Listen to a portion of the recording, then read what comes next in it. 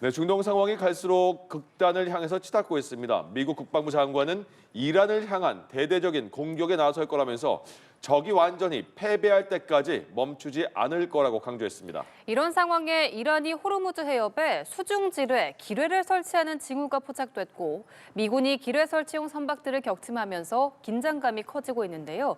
관련해서 차두현 아산정책연구원 부원장, 조비현 세종연구소 연구위원과 함께 자세히 짚어보겠습니다. 안녕하십니까? 어서 오십시오. 예. 오늘이 또 가장 격렬한 공습일 것 같다. 최고 강도의 공습을 미국이 예고를 했고 이란은 또 맞받아치겠다 이런 얘기인데 네, 지금 그렇죠. 이런 표현은 그럼 그 전쟁을 빨리 끝내기 위해서 더 강하게 공격하겠다는 의도인지 아니면 전쟁에서 흔히 나오는 우리 전력상 우위를 나타내는 것인지 뭐라고 봐야 될까요? 네, 지금 일단은 전쟁에서 압도적인 능력을 보여주겠다라는 거는 분명한 것 같아요. 예. 그러니까 지금 뭐 오락가락한다 그러지만 네. 그래도 공통점을 찾을 수 있는 미국의 그동안 드러난 이 전쟁에서 큰 이 지향점이 있어요. 예. 목표죠. 작전 목표가. 첫 번째는 이 미국을 공격할 수 있는 위험한 무기를 제거하고 그다음에 이거를 다시 생산할 수 있는 기반 시설까지 파괴를 하는 거예요. 네. 두 번째는 지금 반격이거든요. 예. 이 반격을 할 수 있는 무기 체계를 파괴하는 것도 있지만 반격을 명령하는 상대방의 그 정치 군사적 지휘 체계 자체를 파괴하겠다는 겁니다. 다시 예. 말해서 흔히 우리가 참수 작전이라고 부르는 네네. 디카피테이션 스트라이크는 계속해서 들어갈 거예요. 세 번째는 여기에 더해서 이란 내의 정치 구도 역시 기존의 반미 또는 결사항전 성향에서 내부 분열이 일어나면 더 좋겠죠. 예. 이 세 가지를 달성하기 위해서 이번 주 내에 전력을 집중할 겁니다. 과연 근데 이 세 가지 목표가 얼마나 만족스럽게 달성되느냐에 따라서 지금 2주 차잖아요. 네. 2003년에 이 이라크 전쟁 같은 경우에 한 3주가 조금 못되게 한 20일 정도 되는 기간에 종결이 됐거든요. 예. 그거보다 길어지느냐 아니면은 이 비교적 빨리 끝나느냐가 이번 주말까지의 미국의 작전에 따라 성패가 갈릴 걸로 생각이 됩니다. 그렇군요. 예. 네. 과거 이제 미국은 이란에 무조건적인 항복을 요구를 했었는데 이번에 나온 백악관의 종전 관련 발언을 보면 트럼프 대통령이 군사작전 목표가 완전히 달성됐다고 판단할 때 종전을 하겠다라고 네네. 이야기를 했거든요. 그럼 이란에 항복 없어도 트럼프 대통령이 이 정도면 항복이라고 판단을 한다는 내용이잖아요. 왜 이런 거예요? 일단은 제가 볼 때는 무조건 항복이라는 것 자체가요. 그냥 하나의 그 언론을 대상으로 한 수사적 표현이라고 봐야지. 예. 그 자체를 애초에 기대하고 했던 건 아닐 거예요. 근데 제가 얘기한 지금 세 가지 목표 있잖아요. 네. 첫 번째가 그 위험한 무기가 없어지고 두 번째 반격 능력을 할 수 있는 지휘부가 상당히 와해되고 예. 이 정도면 그러면 세 번째는 노골적으로 적대적인 발언은 이제 안 나오겠죠. 예. 그 상태 정도면 아마 종전이 달성됐다라고 그러니까 이 작전 종결 목표가 달성됐다라고 선언할 수가 있는데 예. 이것도 워낙 이제 트럼프 행정부 같은 경우에 지금 국내적으로도 레거시 언론들하고의 계속 거의 이 싸움에 가까운 지금 논쟁을 벌이고 있단 말이에요. 네. 그렇기 때문에 조금 자기 편한 해석이 들어가기는 할 겁니다. 그런데 예. 이게 완전히 누가 보기에도 안 끝난 작전인데 그걸 가지고 혼자서 이겼다라고 그러지는 않을 거예요. 국내적인 분위기가 있기 때문에. 예. 트럼프 대통령의 종전 발언은 계속 나오고 있는 상황인데 아랍에미리트를 비롯해서 걸프 국가, 이른바 걸프 국가 공격을 많이 하고 있잖아요. 네. 근데 트럼프 대통령은 항복해야지 끝난다라고 말했고 이란은 항복은 없다라고 말했고 그리고 또 더 나아가서 전쟁은 우리가 종전 결정은 우리가 한다까지 말을 했잖아요. 네. 그러면 이게 어느 정도의 그 강인함을 말하는 것인지 그래서 걸프 국가들을 공격하는 이유도 그것 때문인지 어떻게 봐야 될까요? 일단 뭐 항전의 의지라고 봅니다. 예.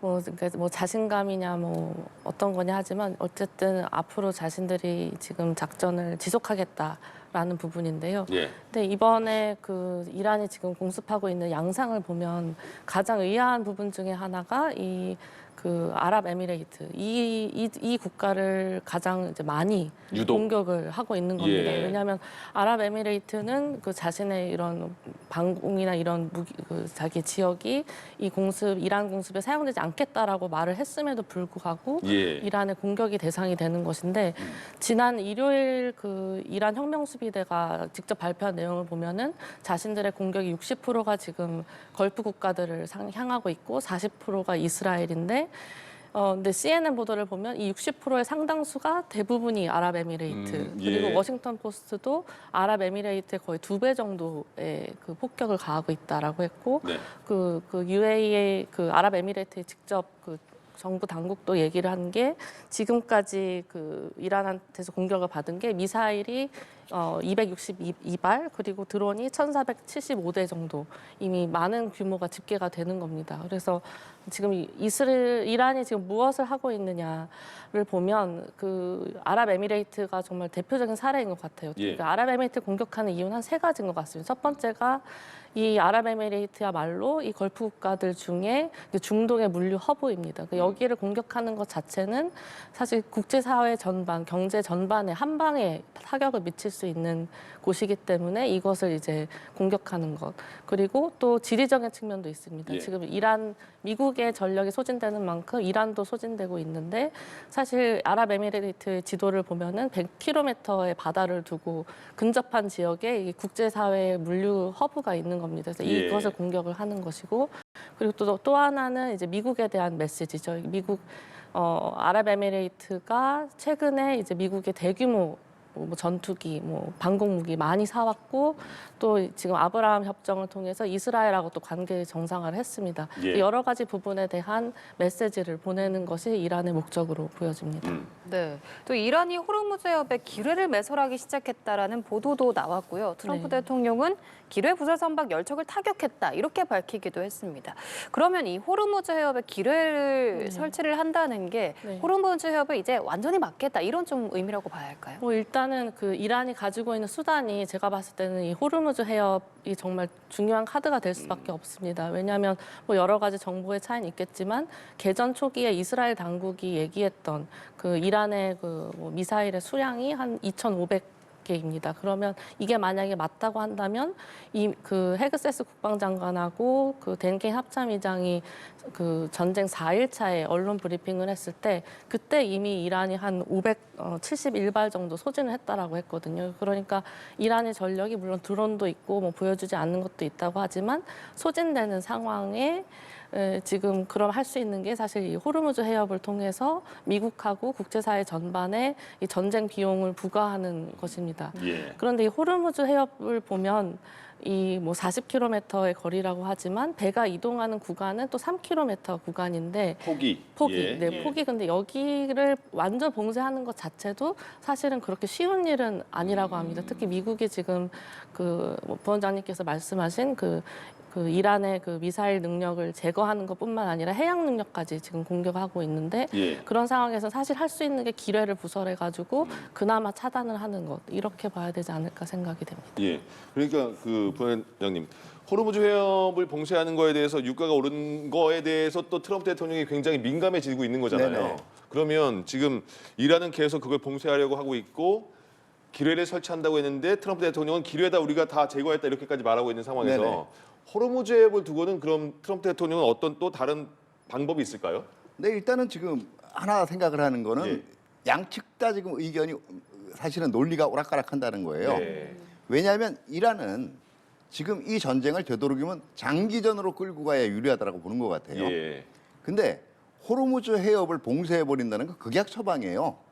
이거는 몇 개월 뒤를 보는 게 아니라 당장 한두 달 버티자는 포석입니다. 왜냐하면 예.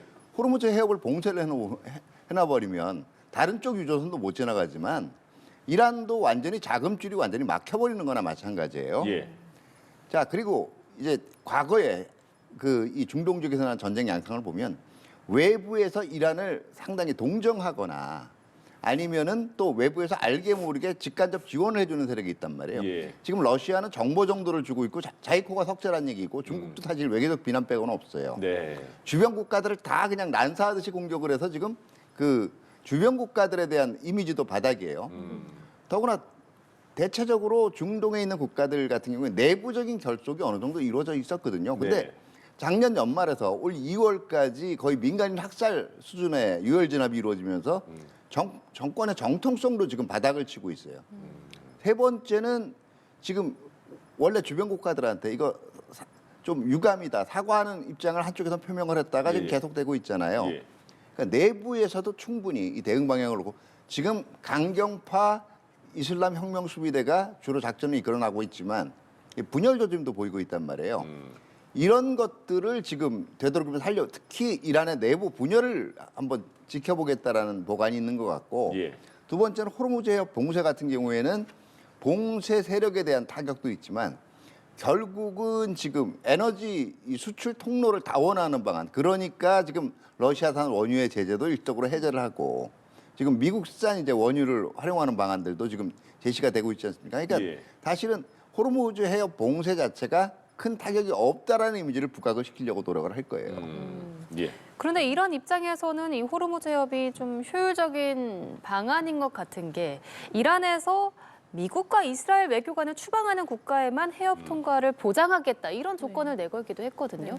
기존에는 좀 주변국들을 공격하면서 빨리 이 사태를 해결하고 싶다라는 의지를 보였다면 이번에는 좀 호르무즈 해협을 무기로 이런 방법을 펼치고 있다 이렇게 볼 수 있을까요? 네, 뭐 외교적 수단으로 이제 강약을 조절하는 모습으로 보입니다. 그래서 지금 이 호르무즈 해협을 만약에 봉쇄될 경우 부원장님께 말씀하신 대로 사실 이란에게도 그렇고 미국에게도 그렇고 이 국제 그 원유 시장에 대상되는 모든 국가들이 부담이 될 수밖에 없는 상황입니다. 그런데 지금 가장 최근에 트럼프 대통령이 계속 그 강경 발언을 지금은 또 하고 있습니다. 예. 뭐 호르무즈 해협을 장악하는 방안을 생각하고 있다. 그리고 뭐 자신의 그 SNS 통해서 뭐라고 했냐면 만약에 이 계속 석유 수송을 막는다면은 뭐 지금보다 한 20배 강한 공격까지 생각하고 있다. 그러니까 공격 수위가 높아질수록 이란의 판단에서는 이제 주변국들이 지금 이 봉쇄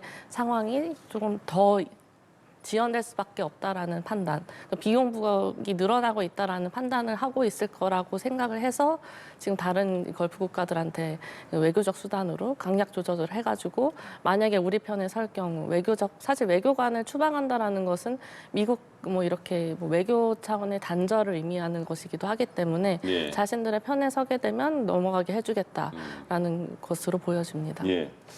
그 무기가 지금 이란에 뭐 드론이나 미사일이 얼마나 남아있냐 거의 없어지지 않았느냐 이렇게 미국이 주장하고 있는 상황이고 그렇다면 또 미국은 그만큼 공격용 무기나 방어 체계가 아직 여유가 충분히 있을까 어떻게 봐야 될까요? 근데 지금 아까 제가 이라크전 말씀을 예. 드렸잖아요. 그때에 비해서 작전 템포에서 급격하게 물론 해공군 전력이 좀 더 많이 사용되긴 했지만 네. 관련 비축 이 무기들을 또는 탄약들을 소모했다라는 지금 정황은 없어요. 예. 그런 걸로 봐서는 사실은 제가 보기에는 이건 앞으로 더 큰 대공세를 앞두고 지금 전력을 보완하는 그리고 각 지역에 있던 전력들을 더욱 집중하는 차원으로 오히려 파악하는 것이 예. 합리적이 아닌가 생각이 됩니다. 예. 만약에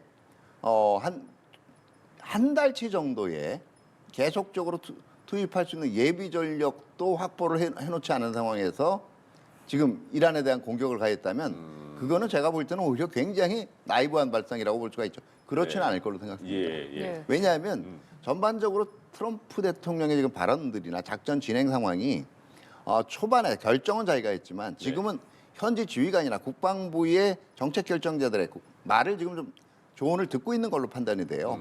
그런 걸로 생각을 했을 때는 예. 이게 단순한 무기나 장비 부족은 아닐 거라는 생각은 들어요. 예. 네. 이런 상황에서 주한미군 무기 차출이 본격화되고 있다는 이야기가 나오고 있습니다. 방공 무기 일부를 국외로 반출했다는 보도가 나온 건데 백악관도 그렇고 우리 정부도 그렇고 이걸 맞다라고 바로 인정을 하지는 않고 있는 상황인데 그렇다면 부원장님께서 말씀하신 것처럼 미국의 무기가 좀 바닥났다 이런 것보다는 대비적인 성격이 강하다 이렇게 좀 볼 수 있을까요? 네, 저도 그 대비 차원이라고 일단은 보고 있습니다.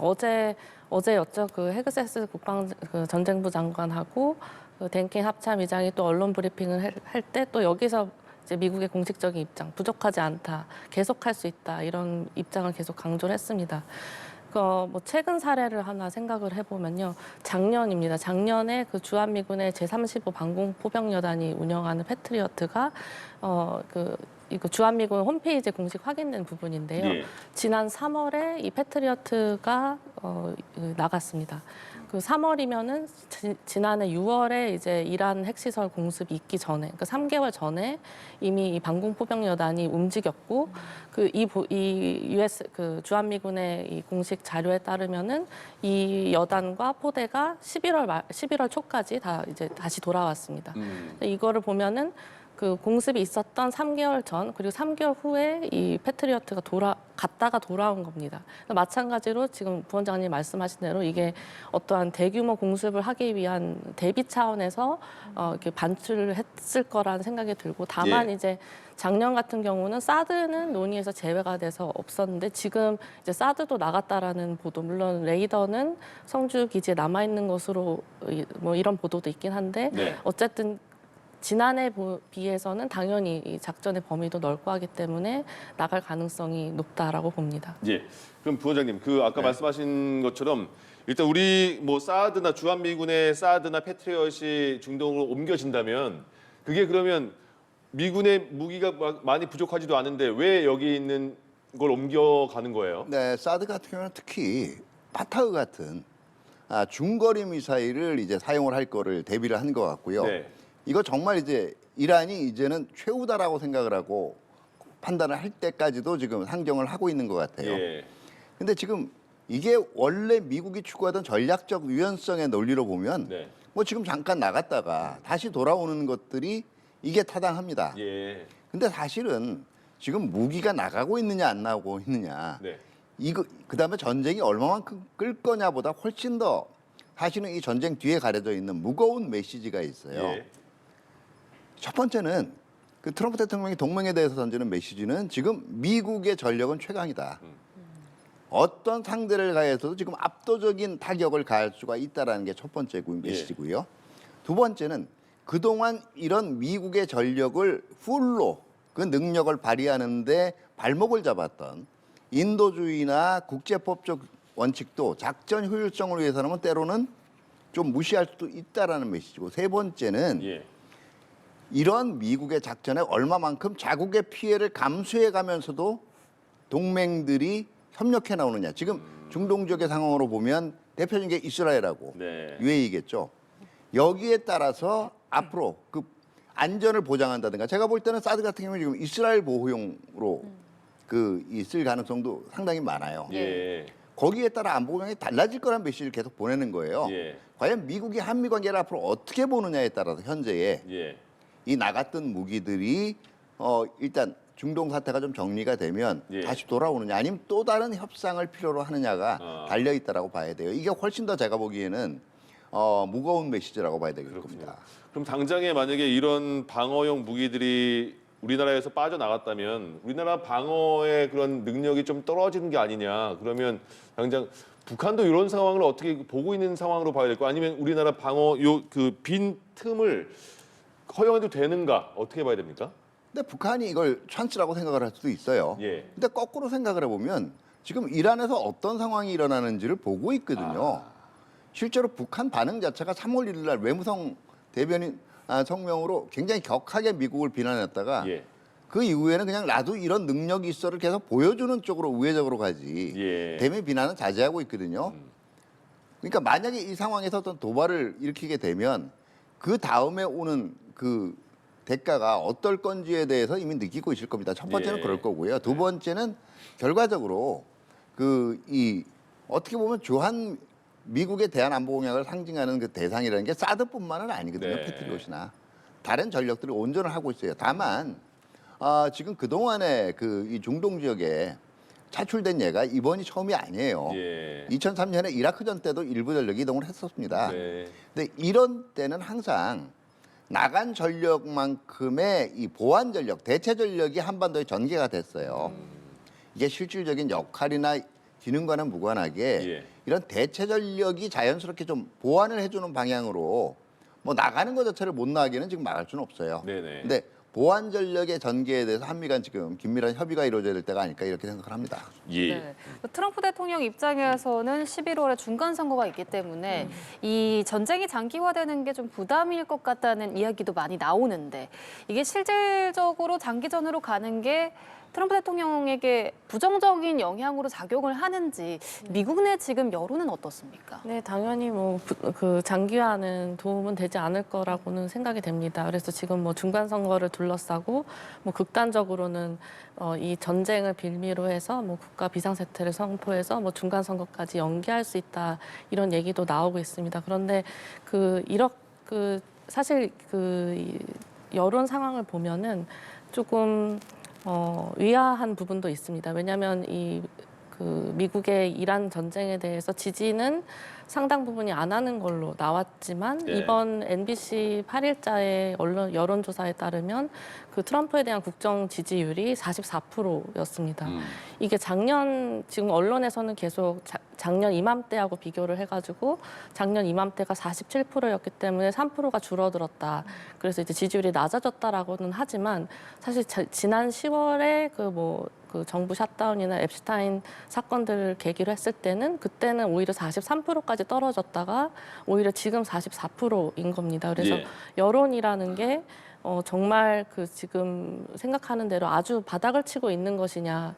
뭐 예를 들어서 린지 그램 위원 같은 경우에는 지금 미국이 역사상 돈을 쓰는 것 중에 제일 잘 쓰고 있다는 그러니까 분열된 그 전쟁에 대한 평가가 이루어지고 있는 측면도 봐야 될 것이라고 생각이 되고요. 예. 그리고 뭐 실질적으로 전쟁이 얼마나 장기화될 것이냐. 그러니까 지금 미국이 하나 한다는 것은 일단 군사작전 여기에 하면 이제 이게 끝나면 나올 수도 있다라는 발언들이 나오고 있는데 만약에 정말 군사 작전만 하고 종전을 생각한다면 장기화가 안 될 가능성도 있다라고 저는 보고 있습니다. 왜냐하면 이란이 가지고 있는 나머지의 그 미사일 전력들이 대부분 그 지하 시설에 들어가 있는데 그게 지금 미국이 하고 있는 게 뭐냐면 저고도의 정찰기를 띄워놓고 미사일 발사대 움직임이 보여지면 바로 거기를 쏘는 겁니다. 예. 그래서 아예 거기에서 미사일이 반출되지 않을 정도로 아예 무덤으로 만드는 것이고 뭐 이동식 발사대가 있지만 이동식 발사대는 또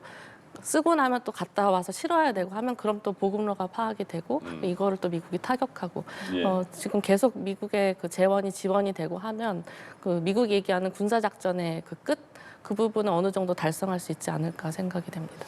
이란에 폭사당한 하메네이의 차남 모즈타바가 최고 지도자로 다시 선출이 되면서 그때 트럼프 대통령은 모즈타바만은 안 되라고 딱 짚어서 말을 했잖아요. 네네. 근데 그 인물이 지금 된 상태인데 그래서 어떻게 또 강경하게 그 상황이 전개가 될까 싶었는데 트럼프 대통령은 다시 또 대화는 가능하지만 조건에 달려있다까지 어느 정도의 문을 열어놨습니다. 네네. 가능성이 있을까요? 한마디로 하메네이 노선을 부정하라는 얘기예요. 예. 반미 노선 탈피하고 모즈타바에게. 그다음에 이제 우라늄 농축권 완전히 포기하고. 예. 근데 모스타바가 하겠어요. 그렇게 되면 아마 모스타바 자체의 혁명 수비대를 바탕으로 하는 강경파들에 의해서 추대된 예. 모스타파의 정통성 자체가 흔들리는 거예요. 그러니까 오히려 이 발언은 어떤 거냐면은 네. 제가 아까 말씀드렸듯이 이란 지금 지도부 내에 분열을 촉발하기 위한 발언의 성격이 더 강하다라고 볼 수가 있겠죠. 예. 그럼 모즈타바가 그 이란에서는 초상화는 공개했는데 아직 음성이나 실물이 나오진 않았잖아요. 네. 메시지는 내긴 내야 하지 않을까 싶은데 네. 어떤 메시지가 나올 수 있을까요?